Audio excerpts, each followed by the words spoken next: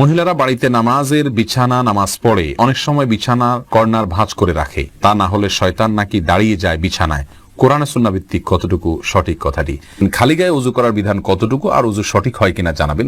স্ত্রী জাহান্নামে গেলে স্বামীও কি জাহান্নামে যাবেন? সুন্নাত সালাত আদায় না করলে গুনাহ হবে কিনা? টি শার্ট পরে কি নামাজ পড়া যাবে?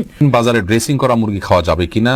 নামাজে ঠোঁট বন্ধ রেখে সম্পূর্ণ মনে মনে সূরা কেরাত পড়লে নামাজ হবে কিনা? ছোট বাচ্চারা বিছানায় পেশাব করলে তা শুকিয়ে গেলেও কি বিছানা অপবিত্র থাকবে? কোরআন শরীফ তেলাওয়াত করার সময় দুই পা গুটিয়ে বসে তেলাওয়াত করতে পারবো কিনা? বাড়িতে ফরজ নামাজ পড়লে একামত দিতে হবে কি? ছেলেরা যদি জামাতে ফরজ নামাজ আদায় না করে তাহলে নামাজ হবে কি? ঘুমানোর আগে অনেক সময় ওযু থাকে না, তখন কি আয়াতুল কুরসি পড়া যাবে? ঘুমালে বোবায় ধরে, এ থেকে বাঁচার জন্য কোনো আমল আছে কিনা? আযান শেষ হওয়ার আগে কি নামাজ পড়া যাবে? ঘরে একা ফরজ নামাজ পড়লে কি উচ্চস্বরে কোরআন তেলাওয়াত করতে হবে আর উচ্চস্বরে তাকবীর দিতে হবে? জামাতে নামাজ পড়ার সময় ইমাম ভুল করলে পিছন থেকে মুক্তাদির আল্লাহু আকবার বলে ওঠে। এখন কিছু প্রসিদ্ধ ইমামের মুখ থেকে শুনছি সুবহানাল্লাহ বলতে হবে, কোনটা সঠিক? 4 রাকাত বিশিষ্ট সুন্নাত নামাজে সূরা মিলাবো কি না? ঘরে অনেক কিছুতেই ছবি থাকে, যেমন বই, পত্রিকা, ম্যাগাজিন, সেক্ষেত্রে কি ওই রুমে নামাজ হবে? কোনো মহিলা হজ করলে তার নামের আগে আলহাজ লেখা জায়েজ আছে কিনা? কোরআন শরীফ তেলাওয়াত করার সময় দুই পা গুটিয়ে বসে তেলাওয়াত করতে পারবো কিনা? পারবেন, কোনো অসুবিধা নেই। কোরআন শরীফ তেলাওয়াত করার সময় আপনাকে দোজানো হয়ে মাটি সালাতের সময় যেভাবে বসেন সেভাবে বসতে হবে এমন কোনো শর্ত নাই। আপনি ইচ্ছা করলে আসন দিয়ে বসতে পারেন বা অন্য কোনো ভাবেও বসতে পারেন, অসুবিধা নাই। কোরআনের প্রতি অসম্মান প্রদর্শন না হয় এরকম কিছু হলেই চলবে ইচ্ছাকৃতভাবে, কিন্তু আপনি আরাম করে বসাতে কোনো সমস্যা নাই, কোরআন থেকে কোথাও নিষেধ করা হয়নি। বাড়িতে ফরজ নামাজ পড়লে একামত দিতে হবে কি? হ্যাঁ ভাই, যদি আপনি একাকী ফরজ সালাত আদায় করেন, অন্য কেউ জামাতে শরীক হতে পারবে সে সম্ভাবনা থেকে আপনাকে জোরে জোরে একামত দিয়ে তারপরে সালাত আদায় করা উচিত। কোন একটি বর্ণনা দ্বারা বোঝা যায়, হাদিসে কুদসিতে আসছে, একজন ব্যক্তি কোন এক জায়গায় রাখাল, তিনি একাকী দাঁড়িয়ে আজান দিচ্ছেন এবং একামত দিয়ে সালাত আদায় করছেন। তার আশা যদি কেউ শরীক হয় তার সাথে, যদিও কেউ সেখানে দেখছেন না আপাতত তাকে, তারপরও তিনি করেছেন, এ ব্যক্তির জন্য বিশেষ ফজিলতের কথা রয়েছে হাদিসে কুদসিতে। যার কারণে আমরা বলি, বাসায়ও যদি আপনি একাকী সালাত আদায় করেন, কোনো কারণে জামাত চলে গেলে মসজিদে আপনি একামত দিয়ে নেবেন এবং এমনভাবে পড়বেন যাতে কেউ আপনার সাথে সম্ভব হলে শামিল হতে পারে। এরপরের প্রশ্নে চলে যাচ্ছি। মোহাম্মদ ওমর ফারুক প্রশ্ন করেছেন, ছেলেরা যদি জামাতে ফরজ নামাজ আদায় না করে তাহলে নামাজ হবে কি? নামাজ হয়ে যাবে। একটা হাদিস এক্ষেত্রে আছে, লা সালাতা লিজারিল মসজিদে ইল্লা ফিল মসজিদে, যে ব্যক্তি মসজিদের প্রতিবেশী তার সালাত মসজিদে ছাড়া হবে না। এই হাদিসটির সনদ বিশুদ্ধভাবে প্রমাণিত নয়, হাদিসের সনদের ভিতরে দুর্বলতা রয়েছে, আর সেই কারণে এই হাদিসের সনদের দিকে তাকায় আমরা তার সালাত হবে না সেটা বলবো না। তবে মুসলিমের অবশ্যই জামাতের সাথে সালাত আদায় করা উচিত। নবী সাল্লাল্লাহু আলাইহি ওয়াসাল্লাম যারা বাসায় সালাত পড়ে বা মসজিদে জামাতে শামিল হয় না, তাদের ঘর বাড়ি জ্বালিয়ে দিতে চেয়েছেন। এটা বোঝা যায় এখান থেকে যে জামাতে সালাত আদায় করা ওয়াজিব, বিনা উজরে এটা তরক করা হারাম এবং গুনাহের কাজ। সেতাব আপনি জানতে চেয়েছেন, নামাজে ঠোঁট বন্ধ রেখে সম্পূর্ণ মনে মনে সূরা কেরাত পড়লে নামাজ হবে কিনা? ভাই খালেদ, নামাজে যদি আপনি ঠোঁট বন্ধ রেখে মনে মনে সূরা কেরাত পড়েন তাহলে আপনার সালাত হবে না। কারণ ইসলাম শরিয়াতে যে সমস্ত জায়গায় আমাদেরকে পাঠ করতে নির্দেশ করা হয়েছে, বলতে নির্দেশ করা হয়েছে, সেখানে আমাদেরকে ঠোঁট এবং জিহ্বার উচ্চারণ করে বলতে হবে।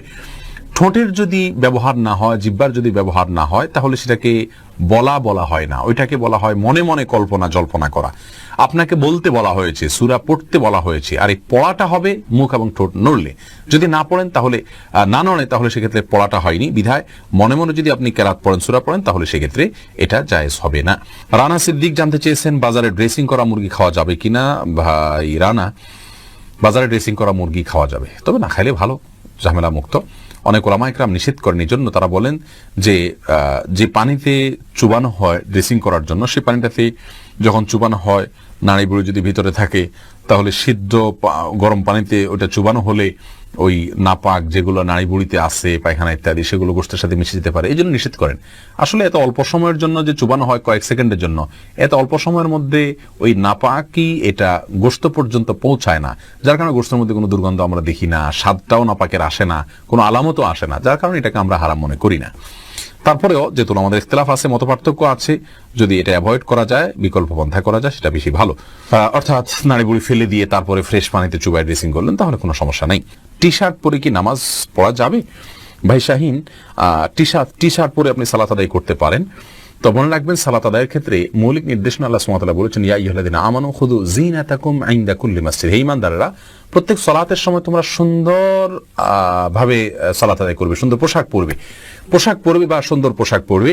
তো এই জন্য এমন কোনো পোশাক পরা উচিত নয় সালাতের সময় যে পোশাক পরে আপনি সম্ভ্রান্ত কোনো জায়গায় যাবেন না, মান্যগণ্য কোনো ব্যক্তির কাছে যাবেন না, সেরকম কোনো পোশাক পরা উচিত নয়।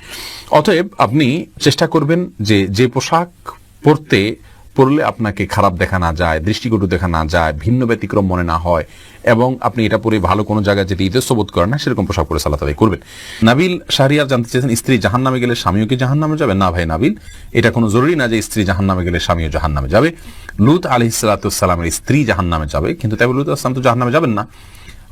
অতএব স্বামী স্ত্রী একে অন্যের জাহান্নামে যাওয়ার উপর অন্য জাহান্নাম নির্ভর নয়, বরং প্রত্যেকের আমল নির্ভর করবে, আমলের উপর নির্ভর করবে তার জান্নাত জাহান্নাম। আল্লাহ সুবহানাহু ওয়া তাআলা বলেছেন, লাইসা লিল ইনসানি ইল্লা মা সাআ, মানুষ নিজে যা করে সেটাই সে পাবে, অন্য কি করলো না করলো তাতে তার কিছু আসবেও না, যাবেও না। আল্লাহ অন্য আয়াতে বলেছেন, লা তাজিরু ওয়াজরাতুন ভিজরা উখরা, একজনের বোঝা, পাপের বোঝা অন্যজন বহন করবে না। অর্থাৎ স্ত্রী অন্যায় করলে তিনি জাহান্নামে যাবেন, স্বামী জাহান্নামে যাবেন না।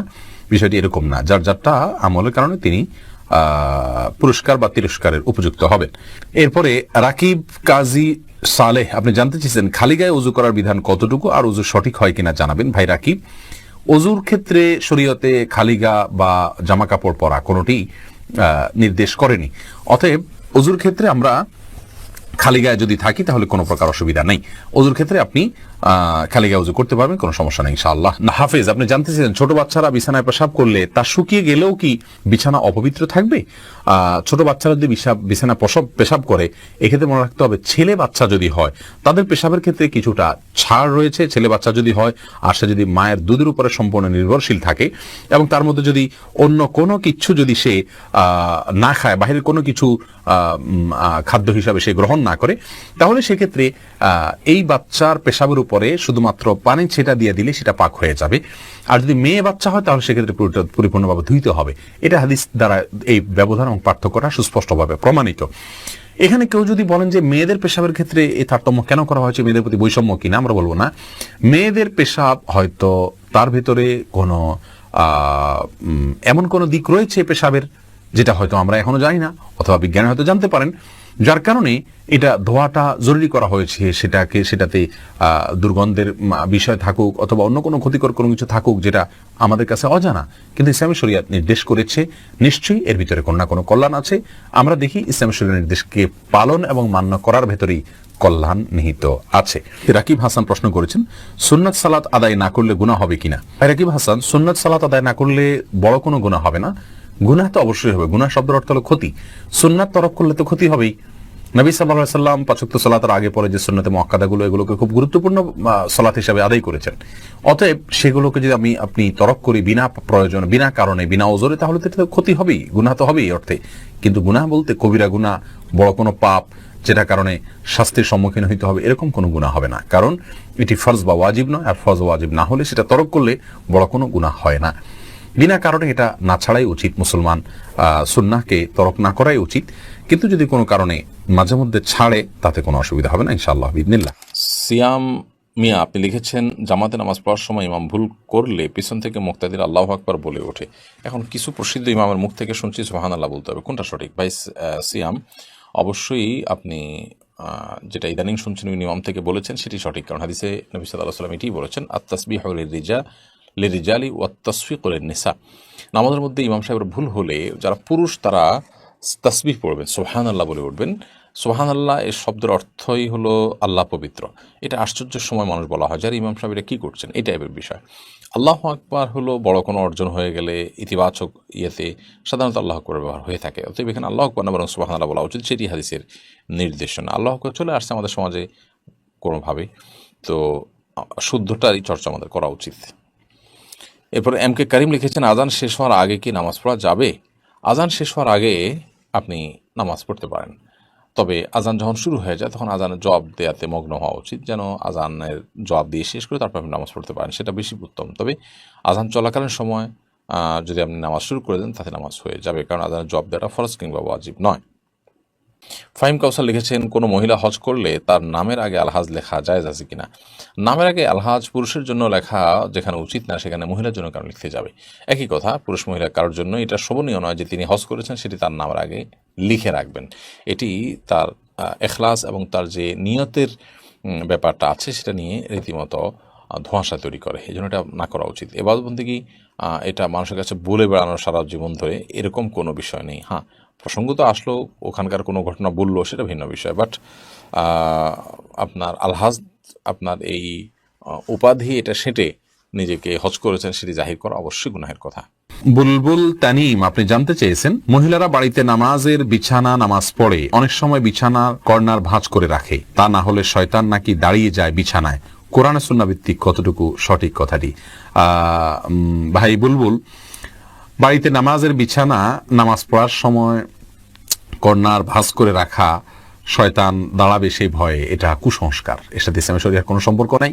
কোরআন হাদিসে কোথাও বলা হয়নি যে কেউ সালাতের জন্য দাঁড়ালে তার জানামাজটা যদি বলা হয় তার কোনায় শয়তান দাঁড়াবে, এরকম কোনো কথা নেই। জামাতবদ্ধ সালাতে পুরুষরা যখন পাশাপাশি দাঁড়িয়ে সালাত আদায় করবেন তখন কাতারের মধ্যখানে যদি ফাঁকা থাকে সেখানে শয়তান দাঁড়ায়, এটা হাদিস দ্বারা বোঝা যায়। এজন্য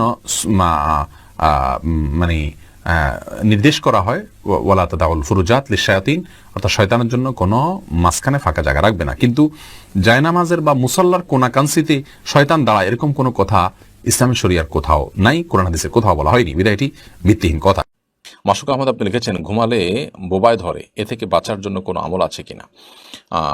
দেখুন, আমাদের অনেকেই ঘুমালে যখন আমাদের শরীরের মধ্যে প্যারালাইসিসের মতো ভাব হয়ে যায়, আমাদের সেন্স ঠিক থাকে বা হাত পা কিছুটা নড়াতে পারি না, আমরা সেটাকে বোবায় ধরা বলি।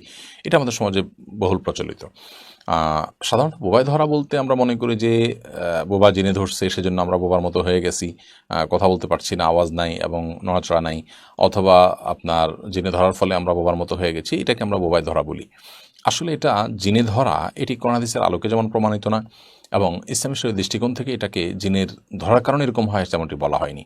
বরং এটার বৈজ্ঞানিক ব্যাখ্যা আছে। আমরা জানি যে এটাকে বলা হয় আপনার স্লিপ, কি বলে এটাকে, পক্ষাঘাতগ্রস্ত, মানে ঘুমে স্লিপ প্যারালাইসিস, বা আপনার ঘুমন্ত অবস্থায় পক্ষাঘাতগ্রস্ত হওয়া সাময়িক সময়ের জন্য, অল্প সময়ের জন্য, মুহূর্তের জন্য এরকম হয়ে থাকে। তো এরকম যদি হয় তাহলে সেক্ষেত্রে চিকিৎসকদের বিভিন্ন পরামর্শ আছে এটি কেন হয়। সাধারণত না ঘুমালে, ঘুম গভীর না হলে, শুয়ে থাকলে, বিভিন্ন ডিভাইস আশপাশে রাখলে, সেগুলো চালু থাকলে, সেগুলোর কারণে অনেক সময় এরকম অসুবিধা হতে পারে। শরীর অত্যধিক ক্লান্ত থাকলে এরকম হতে পারে, এবং দিনের বেলা ঘুমের অভ্যাস থাকলে রাতের বেলা এরকম হতে পারে। এই জন্য দিনের বেলা যথাসম্ভব না ঘুমিয়ে রাতে তাড়াতাড়ি ঘুমিয়ে যাওয়া উচিত, এবং লম্বা সময় ধরে খুব মন ভরে ঘুমানো উচিত, এবং ডিভাইস ইত্যাদি থেকে যথাসম্ভব ঘুমের আগে থেকে দূরে থাকা উচিত, এবং এগুলোকে দূরে রাখা উচিত, এবং সম্ভব হলে বন্ধ করে বা এরোপ্লেন মোড দিয়ে রাখতে পারলে ভালো হয়। তো এগুলোর মাধ্যমে ইনশাআল্লাহ এখান থেকে রক্ষা পাওয়া যাবে। চিকিৎসকগণ এবং এ বিষয় বিশেষজ্ঞগণ নানা রকম পরামর্শ আমাদেরকে দিয়েছেন, বিধায় সেগুলো আমরা করব। এর বাইরে ওই মুহূর্তে আমি আল্লাহ তাআলা স্মরণ করে আল্লাহর কাছে পানা চাইতে পারি। এই পক্ষাঘাতটা স্থায়ী হয়ে গেলে আমার জন্য সেটা কত বড় বিপদের কারণ হবে, সন্দেহাতীতভাবে সেটি আমাদের টেনশনের কারণে একটি রিমান্ডার হিসাবে। এই জন্য আল্লাহ তাআলার কাছে আমরা ইস্তেগফার করবো, এবং ভীত সন্ত্রস্ত না হয়ে আল্লাহর কাছে আমরা সাহায্য প্রার্থনা করবো, এবং আমরা আশা করবো ইনশাআল্লাহ এটা ছেড়ে যাবে, আতঙ্কিত হব না। তো এই বিষয়ে তারা পরামর্শ দিয়ে থাকেন। এর বাইরে ইমানদার হিসেবে যেটা বললাম, যে ওই মুহূর্তে আপনি সেন্স আছে, সেন্স কাজ করছে, তো আল্লাহ তাআলার কাছে আপনি মনে মনে দোয়া করতে থাকেন, মুখে আওয়াজ করতে না পারলে কোনো অসুবিধা নেই।